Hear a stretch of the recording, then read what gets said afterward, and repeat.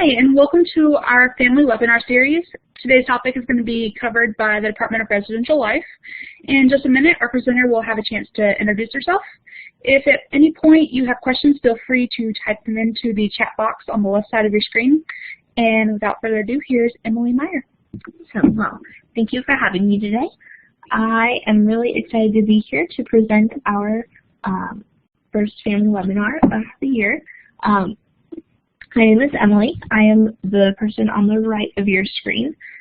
Marika unfortunately couldn't be with us tonight. She had another obligation that came up, so she sends her regrets. But to give you a little bit of background, I am starting my third year here at Fort Hays State, and I am starting my second year as the McMinus Hall Director.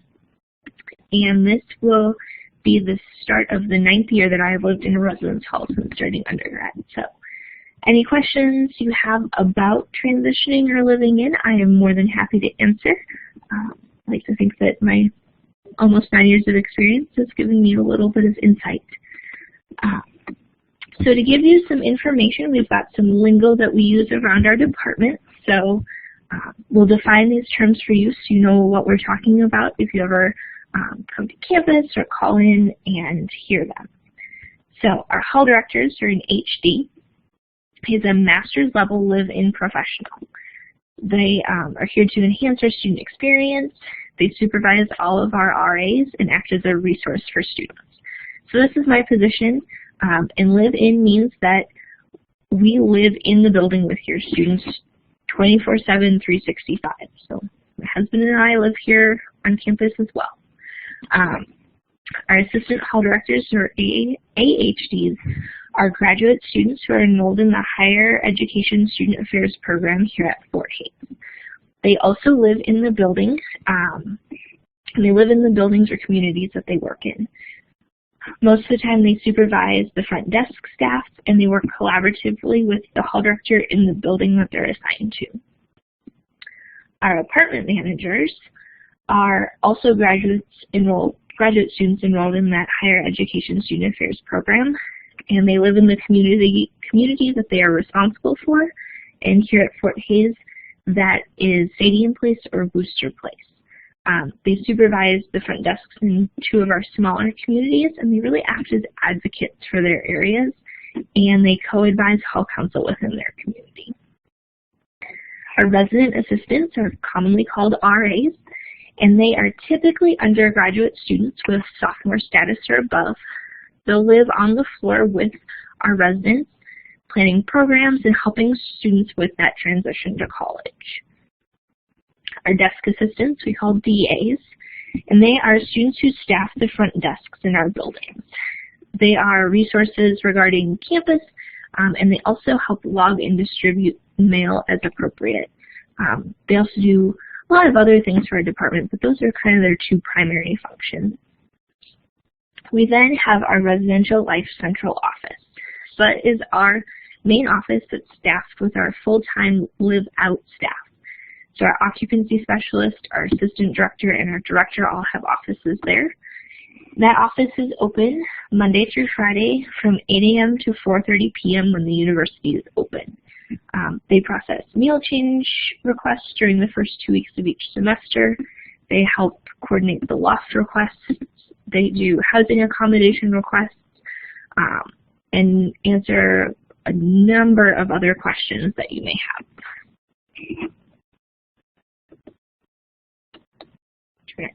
So, some general housing information.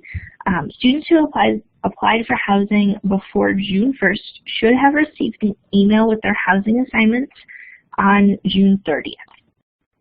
Students who applied after June 1st should have received housing assignments on July 17th. That was last Friday, for those of you listening live. If your student has applied later than that, we work on assigning those students on an ongoing basis. If you have questions, or your student has questions and hasn't heard about their housing assignment, they should call the main office, and that number will be at the end of this webinar, and they'll be able to give you an idea about when those housing assignments will go out. Billing is another important set of dates that you should know. Billing for housing which includes room and board. It happens on August 15th, September 15th, and October 15th for the fall semester, and January 15th, February 15th, and March 15th for the spring semester. Housing and tuition payments are all due on the same day to make life easy for you.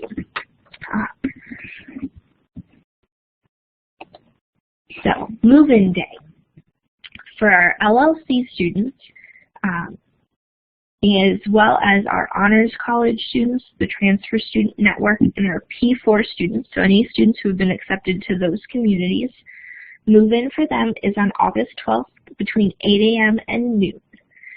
For our traditional students who aren't in any of those communities or who are returning to campus, move-in will be August 13th, again from 8 a.m. to noon.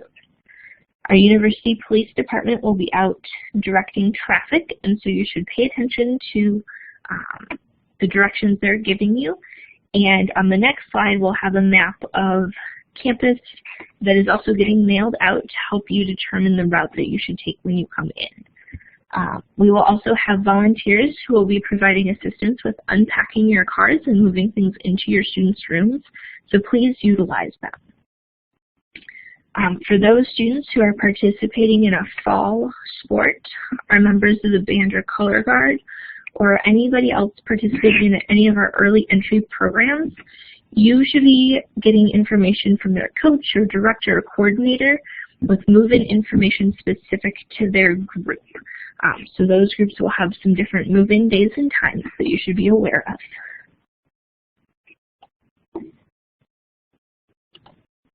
All right, so here is the map of campus. You can see that there are 3 main ways to get into campus that we encourage people to drive in. And again, this map is getting mailed out in a postcard format to everyone, so you should be on the lookout for this.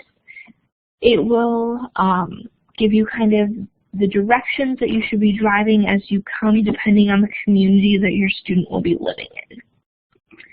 We are encouraging everyone to stop, drop, and roll on move-in day.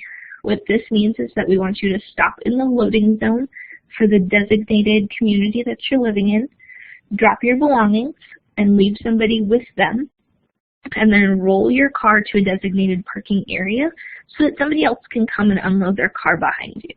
It helps make the flow of traffic go a little bit faster. It helps our students get moved into their rooms a little bit faster.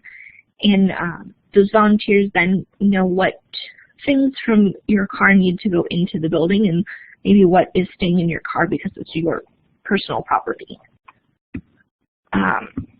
We definitely encourage our students to label their things with their name and their hall and room number, so that if you maybe become separated from a box or a bag, we can get it to you as soon as possible. The building is really important because there are several 305s on campus, and so we want to make sure that we are getting that box to maybe at least 305 rather than a different 305.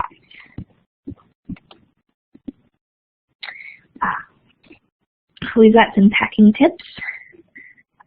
We ask that students not bring air conditioners or ceiling fans, but instead, if they feel as though they're going to get warm, they can bring an electric fan. All of our buildings are air conditioned, so those air conditioning should not be a problem. Please leave extension cords at home. They cause a fire hazard, but we encourage students to bring surge protectors with them.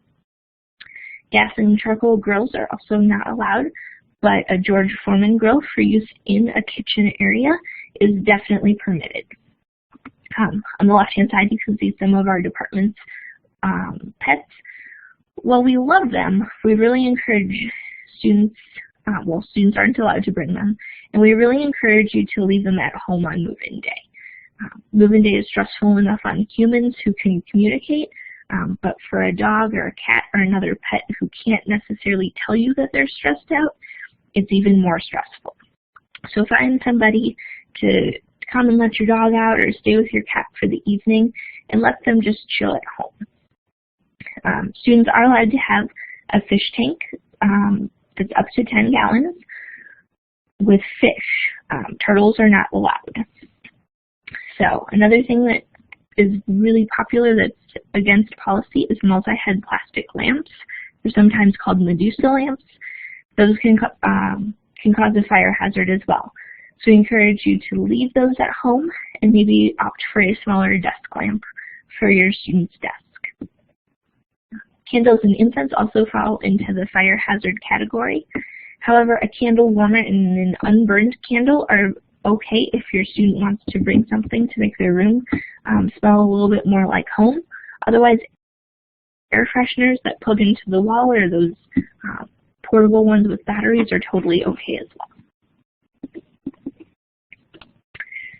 Some things to think about before you leave home. We highly recommend that you check out if your homeowners or renters policy will cover your students' belongings while they are here at school. While we never anticipate anything bad happening, it's a good practice to get into and to teach your students an important life skill. As well as, like, we live in Western Kansas, weather sometimes happens, so if something were to happen to your students' belongings, knowing that they were covered under your homeowners or renters policy or having their own standalone policy would help protect their belongings. We also really encourage you to sit down with your student and write down the serial numbers from their electronic devices, their bicycles, and other valuable items in case something happens. Again, we never anticipate anything bad happening, but these are ways that we can track those items should they be reported missing. So transitioning to college, there's a lot that can happen. You may see an increase in your student stress. Our students are in a new and sometimes very different learning environment than they've ever been before. So you should know that lots of majors place a strong emphasis on grades and performance, and there's an increased need to study, and some of our students haven't fully learned how to do that yet.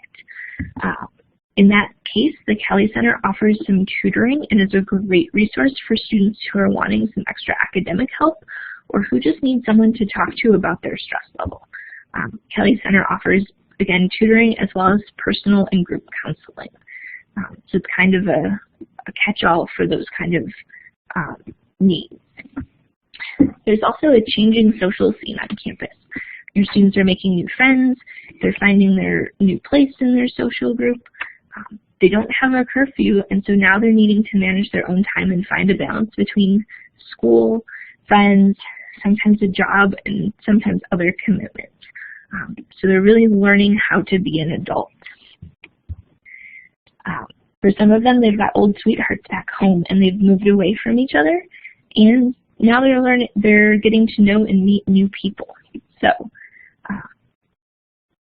stress can be really prevalent in these relationships, and our students may need to renegotiate what their relationship means now. This also means redefining some rules at home. Things will probably change at home. Not having curfew at school versus having a curfew at home may be something that you need to have a discussion about when they come home for a break. You also need to really think about and talk about what your relationship looks like now and how expectations from both you and your student are changing and evolving. Ultimately, we really want you to trust your own instincts. You've most likely raised your student for the last 18 or so years, and you know them pretty well by now. We really encourage you to talk with your student about the changes that you are seeing. Don't attack, but bring up some concerns that you might have or things that you have seen an improvement in. Maybe they struggled really hard, with studying during the first 4 weeks, but you see during that next 4 weeks that they've got some studying habits down. Let them know. We also want you to feel free to contact us and share any concerns that you have. The Kelly Center and the Office of Transition are also great resources to contact if you have concerns. Please know that we can't help your student fix a problem if we don't know that it's happening. You can also encourage your student to come and talk directly with one of us in Residential Life if they have a concern, or to talk about any concerns or things that are happening in general. We love to meet with our students one-on-one and hear about their successes. That being said, please know that we can't always share information back with you. FERPA is the Federal Education Right to Privacy Act, and that means our interactions with students and HIPAA for the Kelly Center and Student Health Center prevent us from sharing student information without the student's authorization. This is where having and establishing a good relationship and open communication with your student now, if you haven't already started doing that, will be really beneficial to you. Some offices that support our students while they are here on campus. This is by all means not an exhaustive list, but are probably the departments that we within residential life work with most closely. So residential life, we work with housing and dining questions and concerns. So if your student has any dietary concerns or restrictions or preferences, those can be worked through with Chartwells. They are really great to work with and really work to help students find some alternatives. The Kelly Center, again, provides personal counseling as well as alcohol and drug counseling and tutoring. They've also been piloting some small group counseling sessions for certain groups of students, so those are also available. Our Student Health Center is right here on campus and is easily accessible. They can do most things that a doctor's office can do and can refer students to other local providers if needed. Financial aid and student fiscal services, who I failed to put on here, can answer pretty much any question you have about money when it comes to campus, as far as loans and scholarships and payment plans. Those two offices are really great at answering those questions. And then ACE, which is our Academic Advising and Career Exploration, offer academic advising for undeclared students and really anyone else with questions about coursework in general on campus.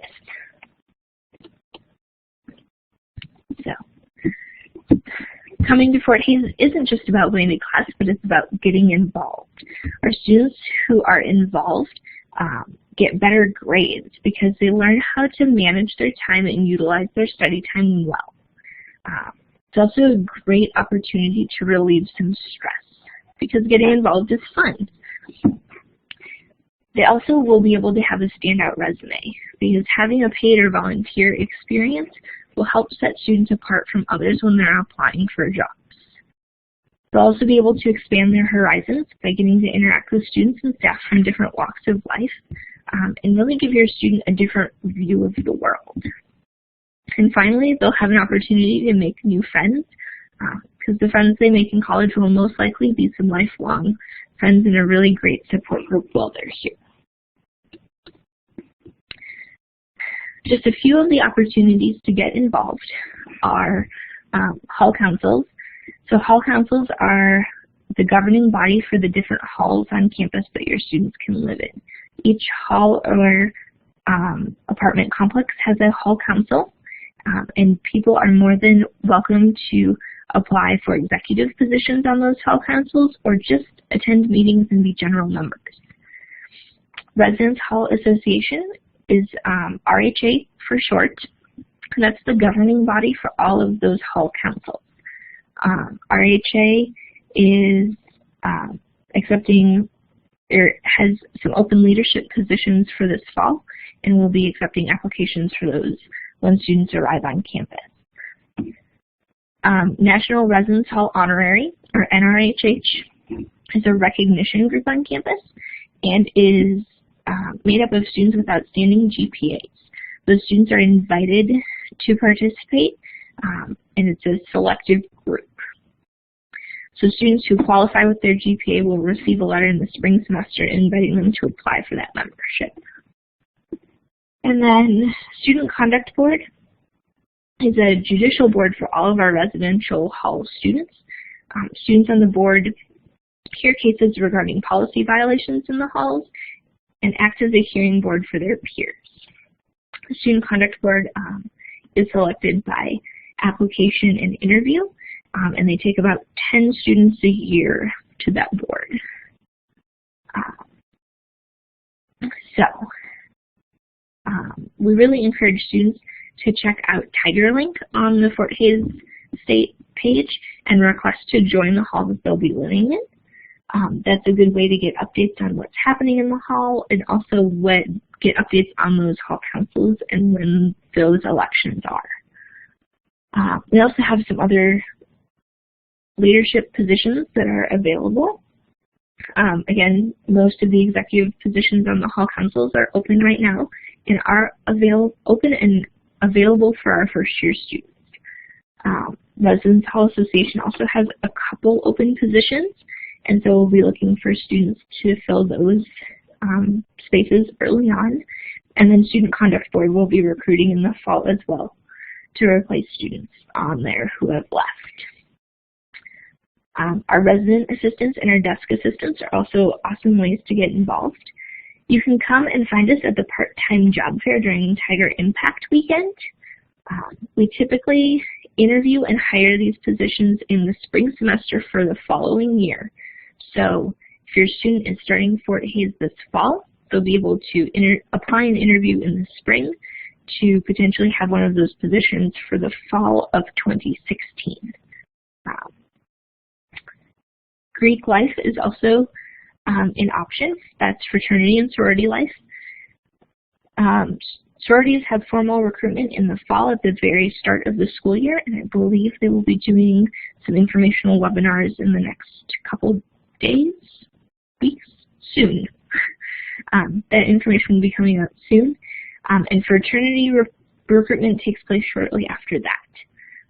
Greek organizations offer lifelong bonds that transcend the college and university that a student attends, and really bring students into a large network of alums when it comes to finding assistantships, jobs, or even social connections when they move to a new city or are looking for that next position. We also have a number of community service organizations, both on and off campus. Tigers in Service and TigerLink are two places to check out the variety of organizations and opportunities that are here. And TigerLink and Tigers in Service will also have the contact information and more information on how to get involved. Our student clubs and organizations are made up of all of our other special interest groups that are recognized on campus. All of our recognized groups are registered on TigerLink, so your student can log in there now and see the different groups that are on campus that they might be interested in getting involved with. And finally, intramural sports. They're a great way to stay active, and students can either try out a new sport or activity or stay connected to something that they loved to do in high school but might not want to commit to as a full-time athlete in college.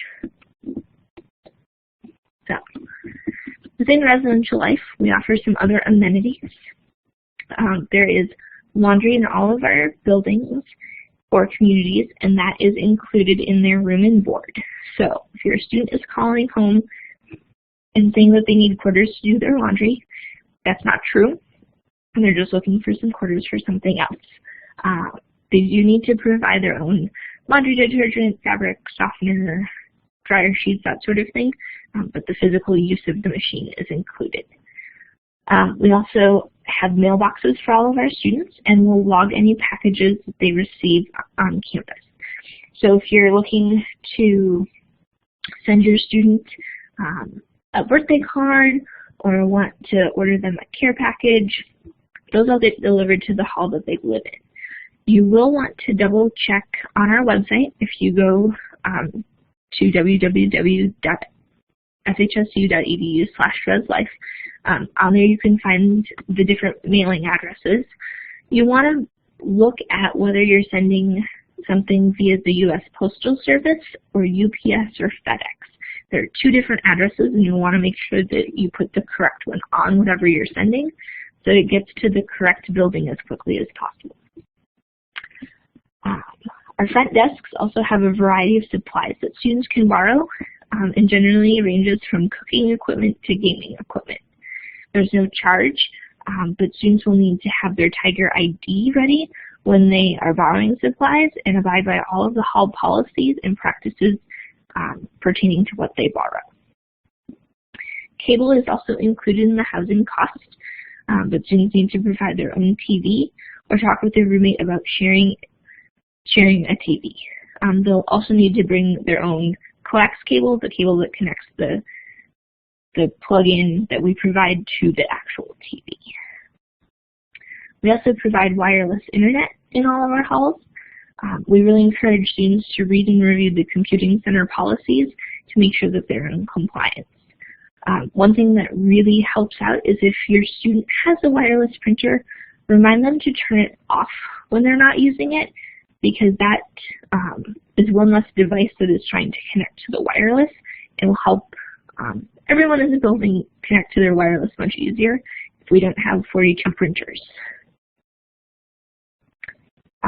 And then finally, another amenity that we have is the movie channel. It can be accessed on campus by going to movies.fhsu.edu, and students need to be on the residential wireless, so within the residence halls, and connected through their student account or their student login. The movies are available on demand, kind of like Netflix, and there's about 12 new movies every month that students are able to watch and select from. So it's a pretty cool thing that we offer.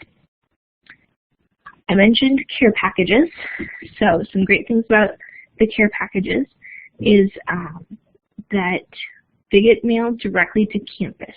We have a third-party vendor we work with, and they, once care packages are ordered, they get all of their orders packaged together and will ship some very large cartons to us that we open and divide out each student's care package. The sale of these care packages goes to support the Residence Hall Association. So they get a portion of the proceeds, and those proceeds go back into programming for your students. So not only are you sending them some mail that they'll like getting, but you're also helping provide them with some extra entertainment within the residence halls. Some of the things that are offered are linens, so those extra long twin sheets that you might be having trouble finding. Those can be ordered on our website. The general care packages, and then a variety of Tiger Pride products. So if you go to www.fhsu.edu/reslife/parents, you should be able to find the Share the Love care packages, like what's on the right-hand side of your screen. Otherwise, if you just search ResLife care packages in the Google bar from the ResLife website, or from the Fort Hays website, you should be able to find that care package link in the first two results. You will also want to make sure that you order and pay for those online. Please don't send the Residence Life office a check. Again, that's a third-party vendor that we use, and so mailing a check to the Residence Life office does not, in fact, get you a care package for your student. So,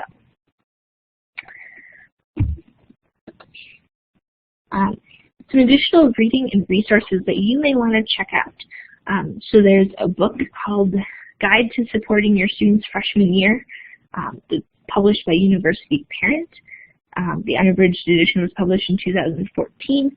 You can order this online for just a few dollars and get that sent to you.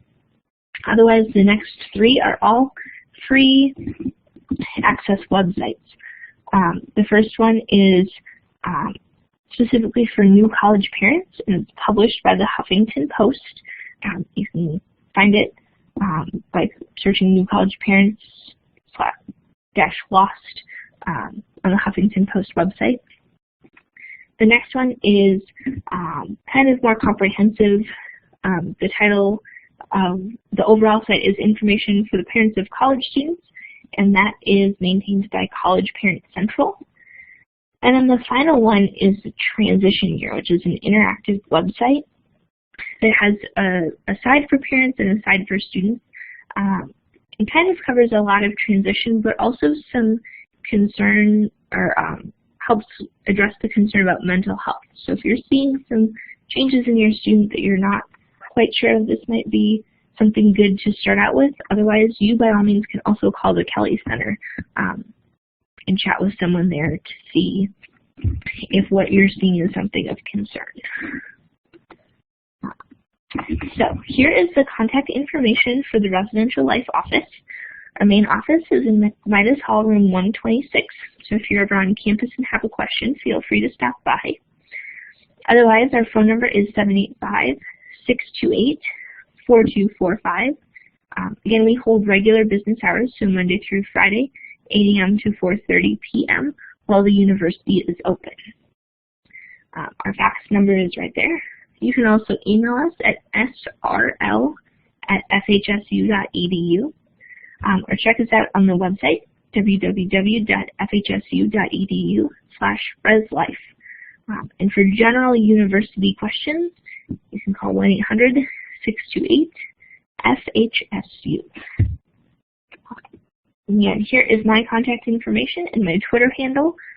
I'm working on getting better at Twitter, so if you want to tweet at me, I will try and figure out how to get back to you. Otherwise, you can go ahead and email me. Micah, who couldn't be with us, her information's on the left-hand side. She's our Assistant Director of Residential Life, so she's my supervisor. So if you have any questions that are a little more general or specific to maybe your student in general, she's also a good resource for you to contact. All right, so just a reminder that our next webinar will be in September, and the topic will be Changing Dynamics and Communicating with Your Student. It'll be presented by the Department of Communication Studies. I want to thank Emily for presenting all this great information about Residential Life. And again, if you have any questions, feel free to contact the Department of Residential Life with the contact information on the previous slide. And thank you and have a great day.